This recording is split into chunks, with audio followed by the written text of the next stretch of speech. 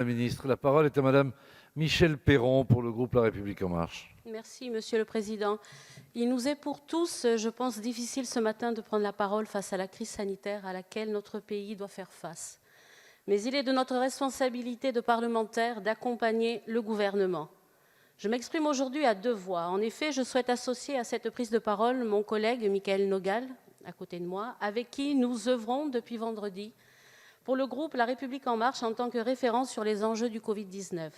Nous alimentons notamment nos collègues sur tous les enjeux dans leur circonscription. Nous sommes à la disposition de tous. Avant toute autre chose, je tiens à saluer tous les personnels soignants du secteur public, mais aussi du secteur privé, qui donnent sans retenue depuis de nombreux jours. Enfin, je tiens à témoigner mon plus grand soutien à nos collègues touchés directement ou indirectement par la maladie. Ma question s'adresse à Gabriel Attal, secrétaire d'État auprès du ministre de l'Éducation nationale. Le président de la République et le Premier ministre ont annoncé différentes mesures pour soutenir notre économie et notamment nos entreprises. Parmi ces mesures, le gouvernement a prévu un report de charges, un report des échéances bancaires, une suspension des loyers et des factures, ainsi que l'absence d'impôts ou de cotisations sociales pour les plus petites d'entre elles. Le chômage partiel sera généralisé et l'État garantira à tout salarié dans cette situation 80% de son salaire et 100% s'il est au SMIC. Nos associations sont également directement impactées par l'épidémie et les mesures prises par le gouvernement afin de protéger la population. Nous ne devons pas oublier que les associations représentent 10% du PIB et 1 800 000 emplois. Elles agissent quotidiennement pour les personnes les plus vulnérables et sont au fondement de la solidarité. Cette solidarité qui est, dans la période que nous vivons, primordiale et nécessaire. Monsieur le ministre, pouvez-vous nous confirmer que les associations, au même titre que les entreprises, seront également destinataires de ces mesures?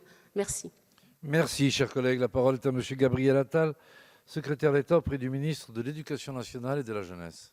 Merci, Monsieur le Président, Mesdames et Messieurs les députés, Madame la députée Michèle Peyron. Le Premier ministre l'a dit tout à l'heure, dans un moment de crise comme celui que nous connaissons, un certain nombre de choses se révèlent. Et moi, ce sur quoi je veux insister, c'est aussi ce qui se révèle depuis quelques jours maintenant et ce grand besoin et ce grand témoignage de solidarité et de lien qu'expriment les Français, évidemment à 20h en se rendant à leur fenêtre, mais plus globalement en cherchant comment ils peuvent aider et comment ils peuvent être utiles pendant cette crise. Et pour cela, nous avons besoin des associations. Nous avons besoin des associations parce qu'elles ont un rôle social absolument majeur et que dans ce contexte, le social, l'aide d'urgence aux plus démunis, ce n'est pas du deuxième rideau à côté du sanitaire, c'est au moins aussi important parce que nous savons que dans une crise sanitaire comme celle-ci, les premières victimes peuvent être celles qui sont d'habitude les plus vulnérables et les plus éloignées. C'est la raison pour laquelle, avec Jean-Michel Blanquer, nous avons réuni les réseaux associatifs pour faire le point avec eux en début de semaine. Il y a un message qu'il faut faire passer, et je vous remercie vraiment, Madame la députée Peyron, pour votre question, c'est que l'ensemble des mesures qui ont été annoncées en soutien aux entreprises sont ouvertes aux associations employeuses, en matière de chômage partiel pour maintenir les emplois, en matière de décalage du paiement des impôts et des charges, en matière de délai donné aussi sur le paiement des loyers, des charges en matière d'électricité, etc. Toutes ces mesures-là sont ouvertes aux associations et j'invite les associations qui se posent des questions à se rendre sur notre site association.gouv.fr pour avoir toutes les informations et tous les contacts pour faire valoir leurs droits. La deuxième chose, c'est que nous avons des associations qui manquent de bras aujourd'hui, il faut le dire.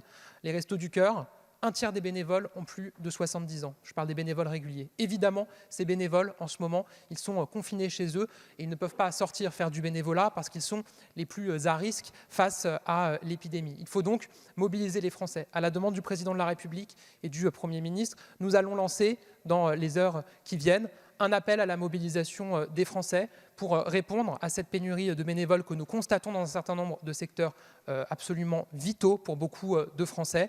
Une plateforme va être lancée pour mettre en relation ces associations avec les Français qui le pourront. Et évidemment, je sais que vous serez particulièrement mobilisés pour faire connaître ce dispositif. Je vous remercie. Merci, Monsieur le ministre.